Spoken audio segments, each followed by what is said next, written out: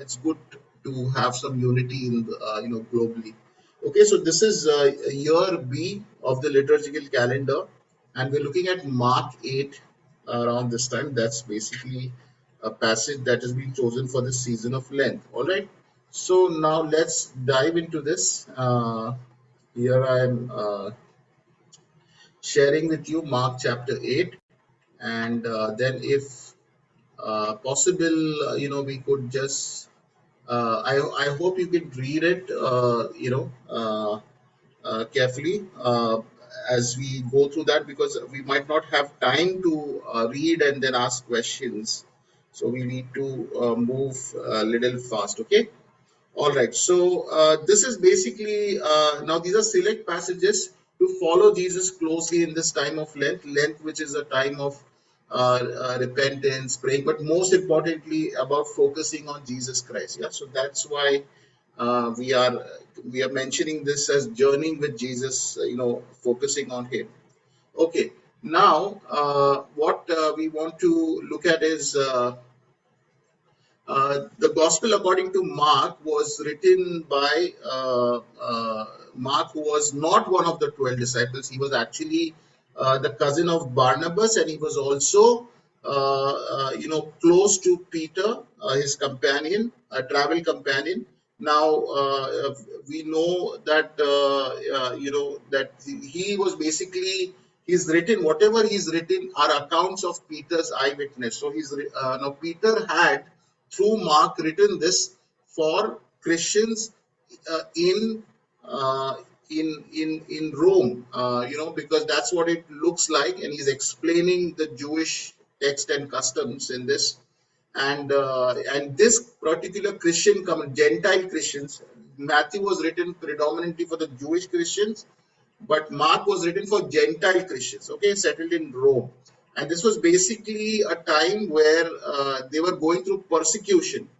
And these are people who already believed in Christ. And please remember that Mark is the shortest gospel, and it is supposed to be the first gospel written, not Matthew, but Mark.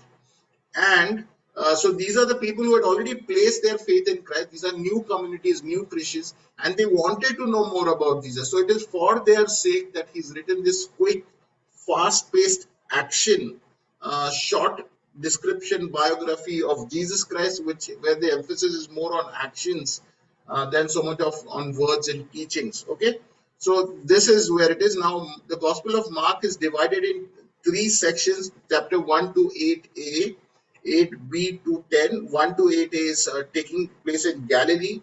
And let me just show you a map if possible, so we'll basically get some idea. Okay, brother Roland is also joined. Great. Welcome all who joined. Yeah. All right, so I hope you can see this. Are you able to see the map? Oh, one second. Brother Sandesh is joined also. Okay, one second. Quickly, let me show you this map. Yeah. So here it is. This is basically the map, and you see that this is taking place here in Galilee and area, and this green patch is probably the place where earlier Jesus had fed 5,000. Now Galilee was supposed to be uh, uh, place where Jews stayed, but these were Jews who were of mixed blood. They were looked down upon from Jews settled here in Jerusalem, the yellow spot here, and that's why Jesus coming from Galilee was looked down upon. And we know that these were basically impure blood, because there were some Jews who had intermarried. They were not considered ritually clean and all of that. And so Jesus had fed 5,000 earlier in Mark chapter 6, and now in Mark 8 he's feeding another 4,000 uh, people. But this particular thing takes place in Gentile territory. Okay, so it's this is in the predominantly Jew area, but then when he crosses over to the other side, Bethsaida and Decapolis, and now it's in Decapolis that basically there is food. So this was predominantly Gentile crowd where Jesus is feeding. So 5,000 were predominantly Jewish crowd, but maybe impure Jews. But Decapolis is predominantly Gentile crowd. So it actually goes to show that Jesus was for all people. He was a man without borders, so not just a Jewish fixation. Okay, so here we are, and written around 55 to 70 AD. We go into this, looking at Mark chapter 8. Yeah. All right, now let me ask you some questions. I hope you can see the text clearly. I'll try to make it little wider, and let's go quickly and try to answer the questions. Okay. Now, what is Jesus concerned about the people who had been following him from 3 days? What is Jesus's concern suddenly? Anyone? Please answer. For their hunger. Yeah, they are hunger. They are hungry. But what else does he say? How does he express his concern? What else does he say? Since they had come a long distance and there was, since it was becoming, it was evening time, so there will be problem for them to return with hunger. Problem Right, for right. stay and hunger. That both things were Correct. there. Okay. So what does this tell us about Jesus? Yeah. Uh, Anyone? Yeah. Go I ahead, Bira. think the key word there is compassion, Right. compassion, to suffer with, compassion. So he could relate to their suffering. That's what I get from that. Yeah. It's Correct. really, Correct. I Yeah. have compassion for these people. Right. So he had compassion on them, correct? And but what else? What does it tell us about Jesus in his care for his people? What kind of care do we see? Anyone? Mrs. Marcus, go ahead, please. What would you call this? What kind of care is he? I mean, what do we understand about Jesus' caring nature? Yes, welcome, Brother Sandesh, yeah, and Surendra also, Sister Anne. Yeah, go ahead. Anyone? It is a care for their what needs are these? Physical. Huh? Physical needs. Physical needs, yeah, physical needs. So it basically goes to show that God cares for our every need. Yeah, there is a bias that some people have that only spiritual things is what God is concerned about, but God really cares for all of us. Now, Mark doesn't mention the Lord's Prayer, but here you can see that God is really concerned about daily bread, literal bread also, not just spiritualizing it every time, but even food and hunger. Yeah, just see his compassion, which means God cares about you also. Whatever your needs are right now, God is concerned about that. Please remember, he's a loving, compassionate God towards his people. Yeah. All right. Now let's move ahead. Uh, what is so strange about his disciples asking him that question? Oh, how do we feed these people? Oh, what is so strange about them asking this question? Yeah, nice, Binoy. Yeah, to suffer with, correct. Yeah.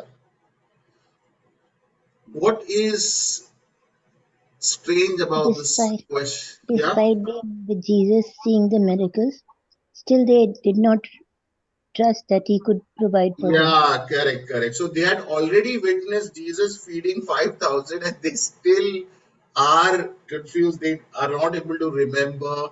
So it means that these are people who are somewhere, they forget lessons. They have to be taught again and again, or they get caught up with, the situation and the physical needs that they do not remember lessons. So it's something even with us that sometimes God has to teach us these lessons. So we see Jesus asking how many little loaves do we have, and then he gives thanks, makes people sit there on the ground, yeah, and then there is fish, yeah. So and then they break, and this time they pick up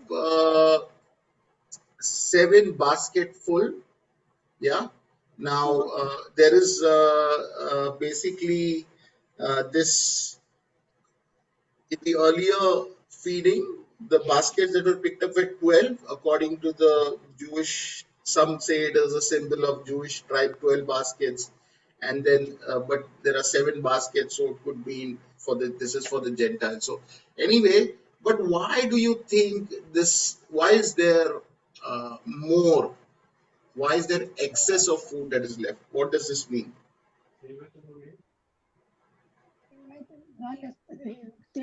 What do you think that means? Why is there food from so little gives thanks and food that is more than what is the actual requirement? What does that mean? Anyone?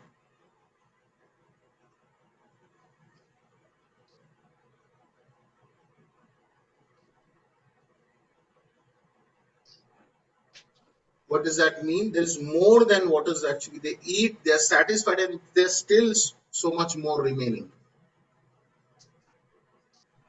Yeah, it means God's blessings are always abundant. Yeah, they're always abundant. He always blesses us with more than what we need, also. Okay. Yeah. Now, one thing just to remember: these are 3 days. People have been roaming with him for 3 days, and then there's this hunger that Jesus is, concerned about.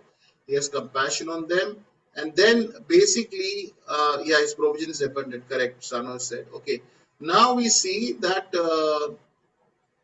Now what we see is basically that this is exactly what Lent is about. Is about being with Jesus, and where food, the need for food is not. We the main thing is to be with Jesus, to be with Jesus in the wilderness, in a place far away, spending time with Him, where food is not the priority. This is actually a symbol of Lent, yeah, that we see, right? Focusing on Jesus, being that is what we are trying to do, right? Okay, now let's move ahead. Now, who comes to meet Jesus over there and what do they ask? Now, Jesus returns to a place called Dalmanuta, so he is now back into Jewish territory. So, who comes to meet Jesus? Some Pharisees came. Yeah, the Pharisees came. And what are they asking Jesus? They were asking for some sign that he can do Sign. miracles. Or he is Right, sent from God. right, right. And why this? Why does Jesus refuse to give them any sign? Because of their not having any faith on Jesus that he was the true Messiah, despite his showing so many miracles. Correct, correct. Any other answer? Anybody else? Why does Jesus say, I will not give you signs, any sign?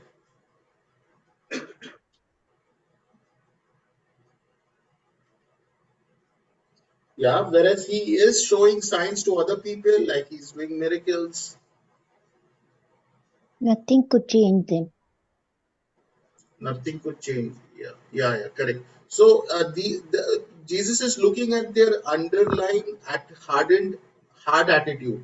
Yeah, so that's why he's not giving them this sign. Okay. Now, one thing to remember is the next section. So Jesus always looks beyond words, questions, and looks at the heart. Yeah, that's what it is. Yeah, and he doesn't want to be known as a miracle person. Okay, so that's one of the reason why we see that Jesus has been telling all through book of Mark, do not tell anyone about this miracle. When he heals people, he tells them to shut up, keep it quiet, keep it a secret, right? So he doesn't want to be known for wrong reasons. Yeah. All right. Now, so definitely not to the Pharisees. Okay. Now Jesus then turns to his disciples and he says, what does he warn them about?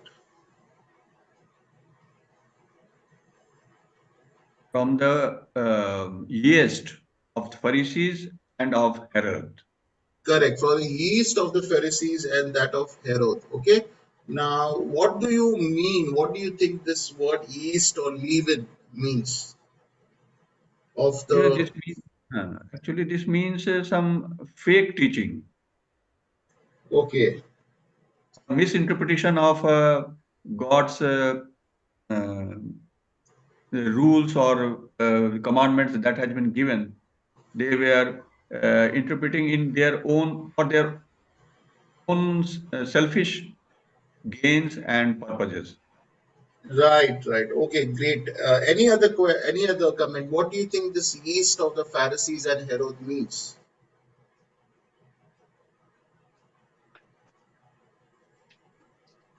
He's warning his disciples about it. Yeah, Hypocrisy. hypocrisy. Okay. Any other answer?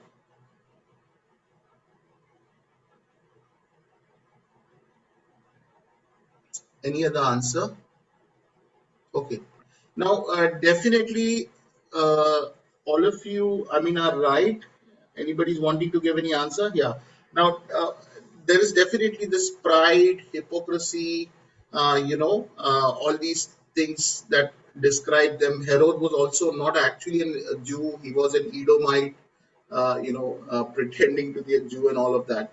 Now, one of the things we see here is N.T. Wright, this great Christian scholar who's called modern day C.S. Lewis.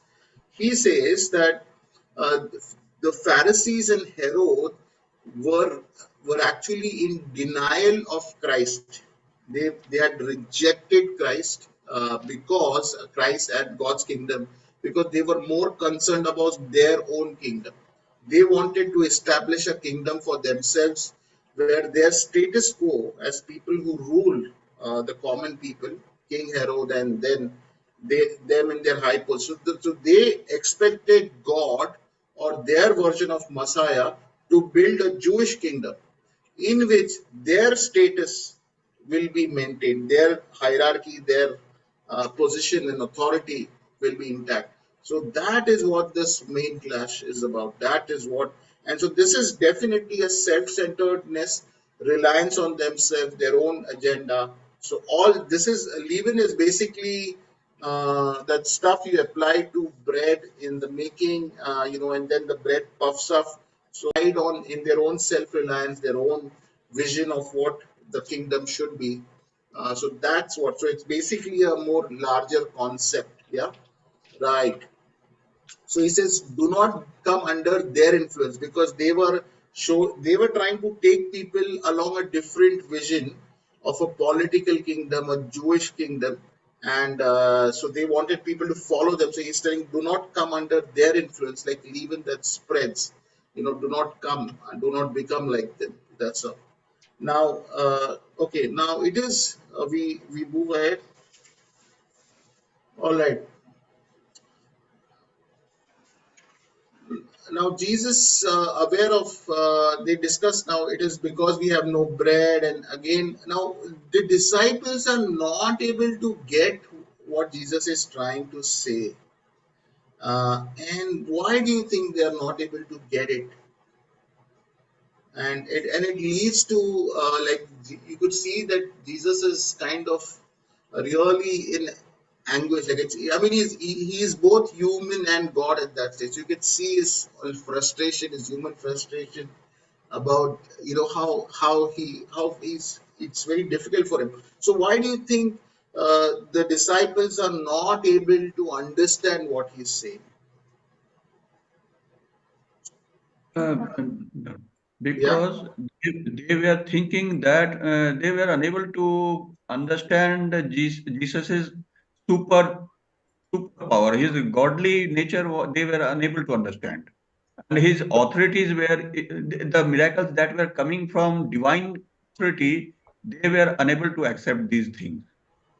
They were seeing all this with their um, human eyes, human heart, Mhm. natural like that. Okay, okay, They were okay. not strong in their belief and faith. Right, right. Okay, okay. Yeah. Any other answer? Why are the disciples not able to understand Jesus here? Why are they unable to get what he's trying to tell them? And Jesus says this, okay, that do you still not see or understand? Are your hearts hardened? Like, Why? Anybody? They've forgotten that 5 loaves of bread Jesus has made. I mean, this is supplied just a while back. I think it's partly divine that they're not able to see it, because some things were revealed and some things were not revealed. So possibly there's the dual aspect, that some things are hidden from them and some things are revealed. Probably, Yeah, I mean, yeah. I'm thinking in that Okay. direction. I might be mistaken. Sorry. Yeah. Okay. Any other answer? Any other answer? Yeah. Okay. Now, definitely we see that Jesus is like really troubled over this. Like, how do you not understand this? How do you not see? And he's referring to their spiritual eyes not being opened still. Yeah. So they have been with him, they have witnessed miracles, yeah, and they are still spiritually, yeah, they are much of them, so they are correct. They are more, as answered in the chat, they are more about their physical needs. So that's what they're more obsessed or consumed about. Bread. Oh, we have only one loaf of bread. How can we manage all of that? And so Jesus is really saying, how do you not see this? Still, yeah. Do you not remember that 5 loaves of bread and all of that? So Jesus is basically is appealing to their spiritual eyes not being open, and this could be definitely true because they should have. Jesus expected them to at least get something, to have some knowledge and some faith and some insight. The spiritual eyes being open. So, how do you think today modern day Christians are also like this? They are more consumed about their physical needs, and that's the kind of relationship they predominantly have with Jesus. Do you think modern, even today, Christians lack spiritual vision? Anyone? Do you think so? Some to some extent, their inner eyes are still not fully open. Mostly. Yeah, yeah. Would you agree that most of us, even today, are preoccupied with our physical needs? We are more about our today's need, tomorrow's worries. That's Yes, most there. of us are still in their Yeah, they are in their consumed with that. actually. Yeah, Yes, yeah. yeah. So it's good to ask ourselves, and some questions are reflection questions. We don't need to answer them. It's good to ask what's on our mind today. What are we really worried about?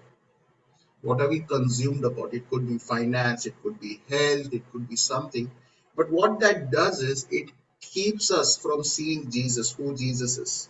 It keeps us from seeing the spiritual reality behind that, because we are so consumed with that, it can blind us. So it's very, very important for us to pray that, Lord, I can see this problem, but help me to see beyond this. What's your purpose? Show me who you are. Give me a vision of things, into this. So it's very, very important to pray that. A lot of us are very much hurt, depressed, reacting to physical situations, but we are unable to see beyond that.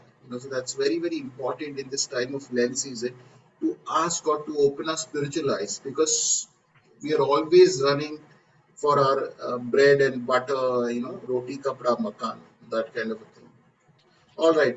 So that's what he says. And maybe these words are for us, when Jesus is telling each of us, because we are not listening. We are still not learning that lesson. And these questions are meant for us. Why are you talking about this? Why are you consumed with this? Do you still not see or understand what I'm trying to tell you? Are your hearts so hardened with your daily worries? Do your eyes but fail to see and ears fail to hear what I've been trying to shout out to you for so long? Don't you remember what I've done for you when I broke the 5 rules of bread? This can be Jesus' words for us. We really need to meditate on this. Yeah. All right. And then 7, and I already told you about this. Okay. He said, do you still not understand? Yeah. Okay. Then what happens next? They came to Bethsaida. Yeah. Uh, okay. And what happens next? What encounter takes place there? Anyone? They have a blind man. Correct. They have a Some blind people, man. some people brought a blind man for Okay. healing. Correct, correct. Now, why does Jesus take him outside the village? It signifies that Jesus take him out of the influence of these worldly desires Okay, or worldly compulsions or limitations. right. Okay. And anyone else? Anything else? Anybody else?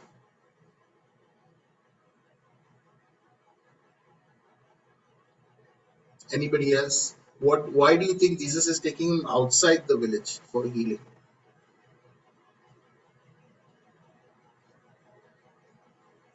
Because there were a lot of crowds following Jesus wherever. There was a lot of crowd following Jesus, but now he has crossed to Bethsaida. He has taken a boat and they've come to this side. So it's not that crowd was following him there still, but you're close, Sister Mamta. Anybody else? Yeah. He did not want to do this miracle publicly in front of people and then get mobbed and people coming after him, and then his movement and where he wanted to go. So he did not want to do things, and so he wants to keep that hush hush and quiet, and so he takes him outside the village. That's what is the explanation given. All right. Now, okay. Now it's very interesting here. Uh, When he had spit on the man's eyes, he puts his hands on him, and Jesus asked, "Do you see anything?" He looked up and said, "No, I see people who look like trees walking around." Then Jesus one more time puts hands on the man's eyes. Then his eyes were opened, his sight was restored, and he saw everything clearly. Jesus sent him home saying, "Don't even go into that village." Okay, now same reason. Okay, all right. Now, why do you think it takes two times, two attempts for the complete healing to come? This is the only place in the gospel where twice healing is there. Anybody? Actually, the answer can be that Jesus had to make one attempt in this life, and then after resurrection, that he was able to uh, uh, grow faith in our life about him. In this body, in this life, he was unable to, because at the last moment, Peter was denying him. Hmm. Okay, okay. Anyone else? Why is this taking to this his healing story suddenly here, and it's mentioned here because there were many healings taking place. The gospel writers were very careful to choose certain stories, certain incidents to convey something. I'm giving a good clue. There could have been more people who approached Jesus on this way.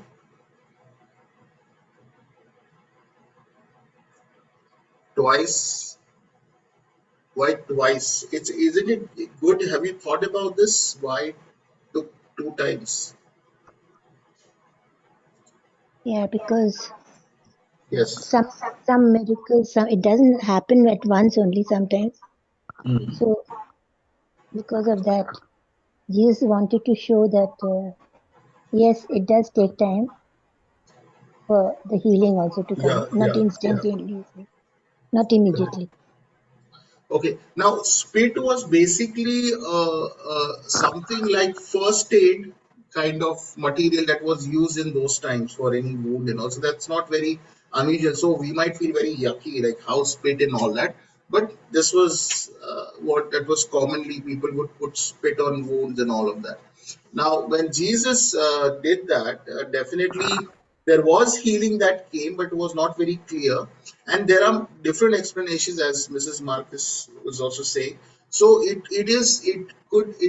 definitely does show that healing can sometimes comes in stages. Also, the style of healing where he spits or is means that God can heal us in different ways. Yeah. There's also healing that sometimes is dependent on the people's faith.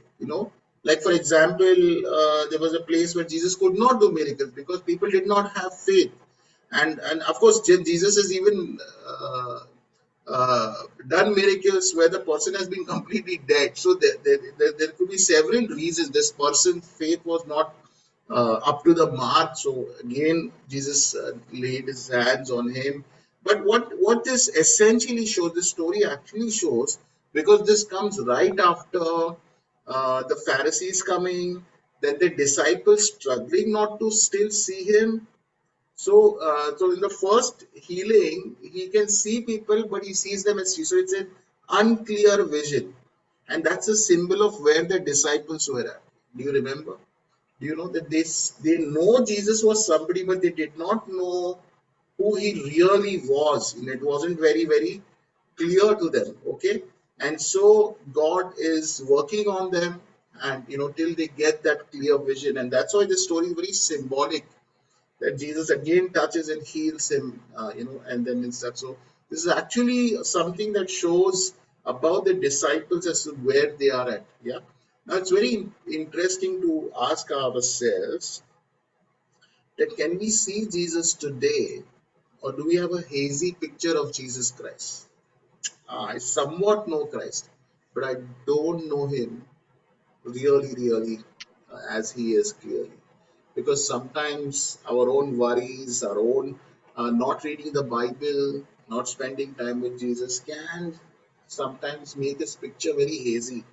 Or sometimes we don't know him as a person, we only know him as in a transactional consumerist way. Oh, I go to him whenever I have need. I go to him, I pray. Jesus help me, delivers me. That's it. But I don't know him as a person. I don't know about him, what he wants of me. I don't ever say, I love you, Jesus. And I don't try to experience his presence. You see, so that where we can have Jesus, we can know Jesus, but then we move away from him, and so the vision becomes hazy. So it's very important to think about that. Can I see Jesus clearly today, or I can't really see Jesus? I'm hazy. My eyes are not clear. It's very important to ask ourselves that. Okay. Yeah, he puts his man. Okay, and then all right, now this is where it gets very interesting, because this is where the whole course of the story changes now, because now Jesus is coming, and he's asking some questions. Now he's actually telling them where we are going, what is going to happen ahead. All right. Now Jesus is and his disciples went on to a village around Caesarea Philippi. Now this was written. This was a city built on the western coast of Israel by King Philip II. Yeah, and he had built this in honor of Caesar, the emperor of Rome. So it was called Caesarea Philippi, and this was basically a Roman headquarters, military headquarters, to rule over that area of the land, that region around them. So it is in this land. It was in Jewish territory, but this was a Roman base, military base. It is in this place. Jesus is asking, "Who do people say I am?" Now, why do you think he's asking this question in that area? Anyone?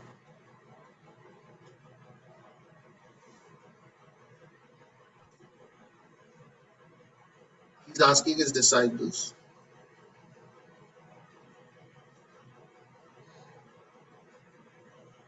Yeah. It may be that he wanted to know from them that in what way, in what direction his disciples were now thinking or their mind were.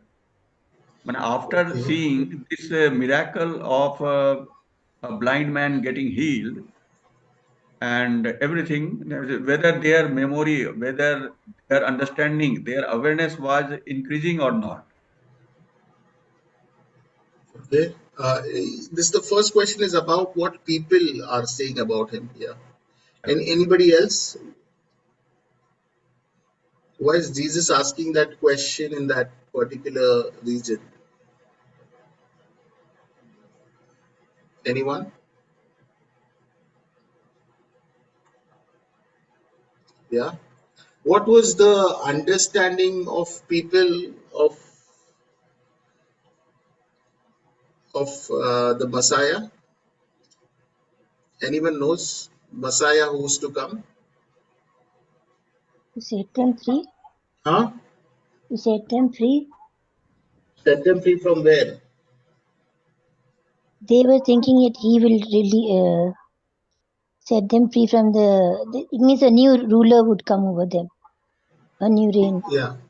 Correct, correct. Yeah. They wanted a political Messiah, military king ruler who will come and liberate them from the Romans. Hmm. That is what it was. So he's asking this in a very symbolic area where this military base is there, headquarters is there, and from in that region he's asking them, who do people say I am? Where he wanted to see basically, or he's cornering the disciples slowly through that. So then the disciples say, some say John the Baptist, others say Elijah, and still others say one of the prophets. Yeah, correct. And now he tells the second time he asks this question. What's the question? What is the second question he asks? They were asking their opinions about him. Yeah. Now, one of the things is we see that different answers of Jesus goes from people's own biases, own leanings, and own understanding. So different interpretations are there of who Jesus is. It goes to show that even today people see Jesus according to their own thinking and understanding, when Jesus can be somebody completely different. Yes, Sister Mamta, you want to say something? Yeah, Jesus was asking the question because he wanted to introduce himself, or tell something about himself, and maybe he wanted to then Correct. Yeah. explain something important. Yeah, yeah. Now Jesus was more interested in what the disciples had to say. Correct. He was basically says, "Oh, that's just for me to get to the main question. Who do you say I am?" That's a very, very important question. In fact, it's a question of this Bible study hinges on.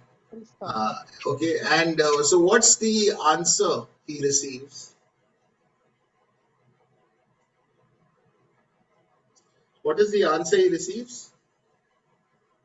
You're the Messiah, Peter says. You, the Messiah. You are the Hmm. Christ, right? All right. Now Jesus wants them not to tell anyone about him. Okay, that's so Peter uh, is Peter giving correct answer or wrong answer? Anyone? Is Jesus is Peter? the Messiah. Yeah, is Peter's answer correct? Yes. Okay, it is correct. Okay, he is the Messiah, right? Okay, that's yeah, correct answer. Okay, now let's go ahead. Jesus wants them not to tell anyone. In fact, in Matthew says this has been revealed to you by God and all of that. Okay, all right. Now then, now we can see that like they're getting it. Somewhat they're getting what it is. Okay, now but Jesus now goes on and tells them what kind of a Messiah he is. The Son of Man must suffer many things. He's using this title from Daniel.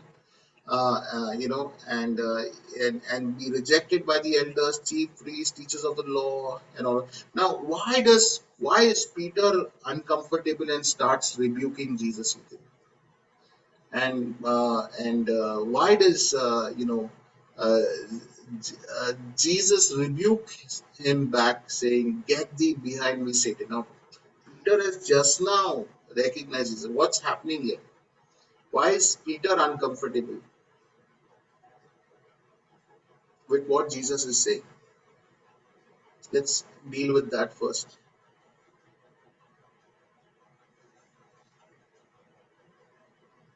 Why Peter starts reviewing Jesus? Are what Jesus? What are you talking about? Suffering and dying?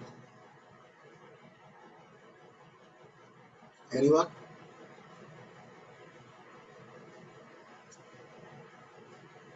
This is a good question, and I don't think this is a very uncommon question. This has been dealt with on many people who have preached. Why is Peter rebuking Jesus? Yeah, It shows that Peter was being he was under the effect of Satan. he That's was why under he was the. trying influence Okay, of satanic forces. That's why Jesus warned him. He rebuked him. okay, So that's so. What do you think is satanic spirit here?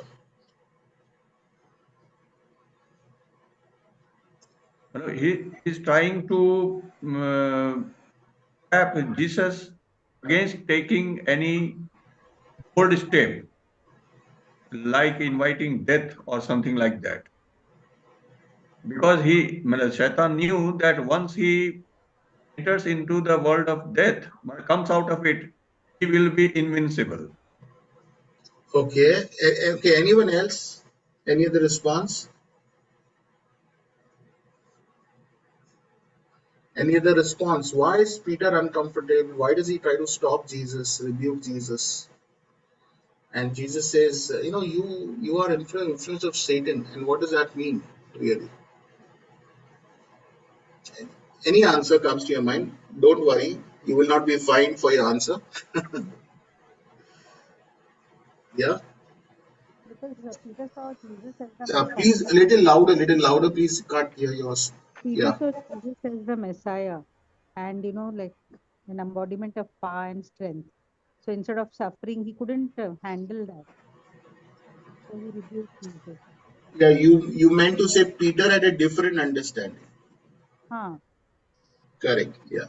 So correct, Peter, although knew he's the Messiah, but what kind of Messiah? He had a different understanding of that. He got the title correct, but the nature of that Messiah was how he's going to work. That was totally wrong. Peter still thought, according to the common Jews, that he would be a Messiah who would eventually rule over Israel, and they will get to rule to this left and right. Like the sons of Zebedee came and they wanted who's the greatest. They wanted to be, when Jesus eventually rules Israel, they wanted to be next to him. So they were still thinking on this earthly level, like bread, just about that. And that's what it is, and that is exactly what Jesus describes the spirit of Satan about, which is things of man. You have merely human concerns. So when we talk about the spirit of Satan, it's not so much as witchcraft and occult and all that we think. Those could be there, but basically, even thinking in a worldly way is Satan thing. And main thing here is Peter, although it looks like he's concerned about Jesus, he's actually concerned about himself. He doesn't want Jesus to suffer and die because he was himself was not ready to suffer and die. Are you getting it?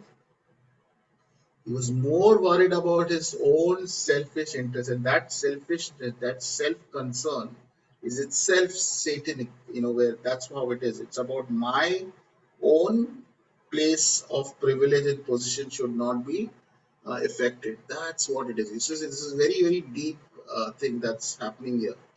All right. So that's how. Okay. Now, so do you think even today I'm saying that as Christians, as believers, we are following Christ, but we are following Christ for the wrong reason. Our expectations of Christ are something else. We are not really there to follow. Now, Jesus is actually telling them, because now with this, the entire course of events is changing. The storyline of Mark is changing. With this question, Jesus is saying, okay, Messiah, but this is what is going to do. This is what is going to happen to me, and you also must, as disciples, be prepared to do the same. So that's what it is. And this is highly disturbing, because it's like the captain of a football team saying, hey, we are going to lose this game. I'm going to lose. So that's what it is. It's really, really upsetting for them. But Jesus then goes on to say that what if Jesus is, then he explains, okay, now if you say I'm the Messiah, this is what is going to happen to me, and if you are following me, this is what should. So what is the condition Jesus sets about to follow him, for anybody who has to follow him? Anyone?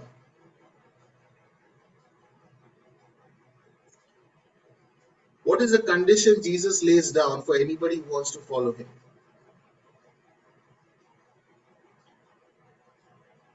Invites for a tough life. Be ready for a tough life, okay?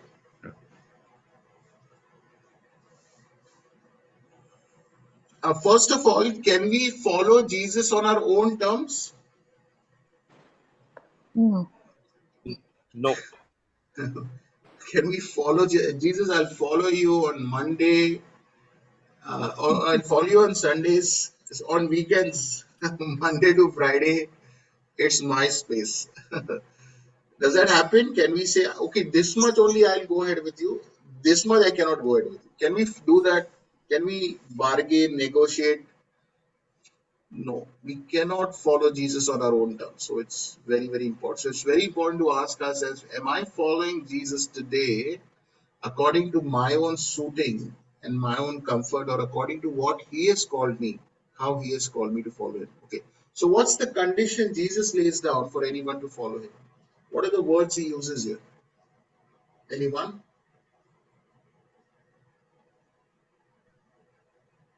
If anybody want to follow me, let him take up his cross, deny himself, and follow me. Okay. Yeah. Correct. Yeah. Very good. Yeah. What does that mean to take up your cross and deny yourself? What does that mean in your own words, anyone? And yeah, go ahead. To be ready for Christ's sake, for Christ's teachings and following him. Correct. Okay. Anything else comes to your mind? What does this mean? Deny yourself, take up your cross, and follow me.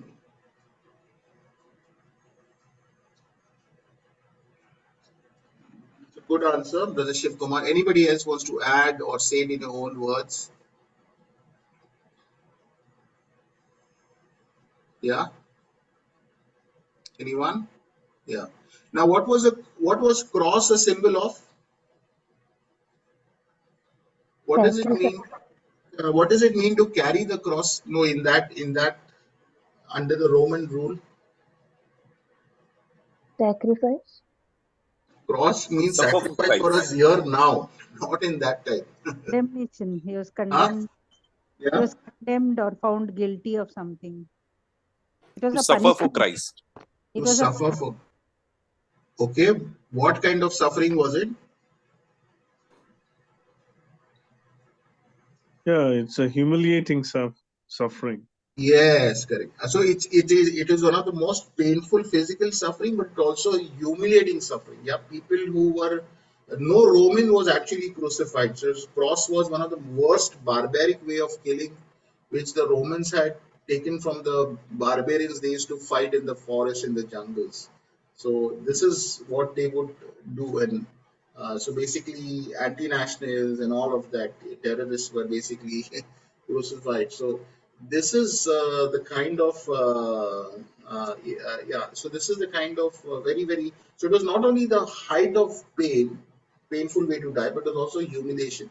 And so the person who was sentenced to be crucified was supposed to carry the cross, and then everybody would spit on him and all. That's what we see happening with Jesus. So he says you. So there's a death sentence you have to carry. So you have to be willing to suffer and die for me if you want to follow me. So this means it could mean literally suffer and die, or it could mean that in other ways we suffer. But bottom line is, for the sake of Christ and the gospel, we will suffer. Is now next question: is all suffering uh, is does this relate to all kinds of suffering we have in this world? Is all kind of suffering Christian suffering, or is all kind of suffering? Can we say this? I'm suffering for Christ. Uh, yeah. Yeah. Okay. Um, right. You could say that, but now this is specifically said that this is suffering that is in your quest to live for Jesus. When you live for Jesus, when you stand up for Jesus, there could be people who drink too much and then they have a liver problem, and you might say, "Oh, I'm suffering for." So that's not. So there is suffering that is our own, like in the sense that our sinful way, or when people, or there are people who don't know God and they suffer for. So it's not. So this is a suffering that comes for Christians as they follow Christ. Definitely, when we are a child of God, in every suffering, God is there with us. But definitely, this is a suffering that points to, as you follow me. Remember, this was written to an audience that was under persecution, and this is where he is making it clear, Peter, to them, that if you want to follow Christ, be firm, be prepared to pay the price, to whatever extent, right? Okay. Now, what will happen? So, when we live a life where we are willing to lose, suffer, basically, if you're honest, you might suffer, or you stand up for the poor, uh, injustice, you suffer. So that's what it is. Yeah. So you stand up for justice, basically, and you might suffer, you might be targeted, you might be called, you're against this country, or you're against our ethos and all of that. So suffer for Christ. What do we gain? What do we gain? Actually, yes, when we are ready and prepared and expecting the worst in our life because of following Christ, then our whatever we will gain in return will not be that much that we are expecting. In fact, in spiritually we will be gaining much power and strength, and our faith will grow, and so that feeling of suffering will vanish, Yeah. gradually vanish, Yeah. What gradually is vanish. Yeah, so what is Jesus saying we will gain when we suffer for Him? He says we will gain life, eternal, Eternal life, eternal eternal life. life. Correct, correct. Is it possible to have both? Is it possible to have both at the same time? Maybe it is possible, but we should not expect it. Okay. Uh, According to Jesus, do you think it's possible? According to his questions to his disciples, what he's saying to his disciples. Jesus has told us that I will take your burden. Your everything will be taken by Yeah. me. Okay. Come back Anybody to me. else? Anybody else? Do you think it's possible to live for yourself, to have a good life here in this world, and then have a anyone? Not possible. Not No, possible. it's not possible. It's not possible. It's not. There are no two ways. You cannot serve both God and money. You cannot be self-centered and say I'm Christ-centered. You can't do that. That's not possible. So we must, he's telling his disciples, this is what it takes to follow me. This is the kind of Messiah I'm going to be. Also You said want to that follow me, this is what he says. Now, who are the people who are the kind of people the Son of Man will be ashamed of, right in the end? Who are the kind of people the Son of Man will be ashamed of? Anyone? He, the wording used is adulterous and sinful generation. Okay, but okay, yeah, go on. Adulterous means those who are following two masters. Okay, yeah, yeah. Who are the kind of Christians or people, disciples, the Son of Man will be ashamed of? You think, in the context of this passage? for namesake Christians. Yeah, for namesake. Correct, correct. Yeah, very well, very well. So Christians who are compromised, basically. Christians who are compromised, who say they are Christian, they are follower of Christ, but actually they are living for themselves. So it's very, very important that we are a people. See, God is not really judging us because Jesus, but it's important because Jesus has taken all our judgment, but we must be very careful This is eternal life, that we don't purposely deceive Christ. We can be straying away slowly, getting consumed with our bread and butter, roti, kapda, makan. We can be slowly compromised. It's very important today. Once again, Jesus is confronting us. Are you really following me? Can you really see me for who I am? Or are you following yourself in my name? Is this about my kingdom, or is it about keeping secure your kingdom? That's a question that Jesus wants to confront us with. Yeah. So he'll be ashamed of people who basically will say they are Christians but are actually following their own selves. Yeah. So that's what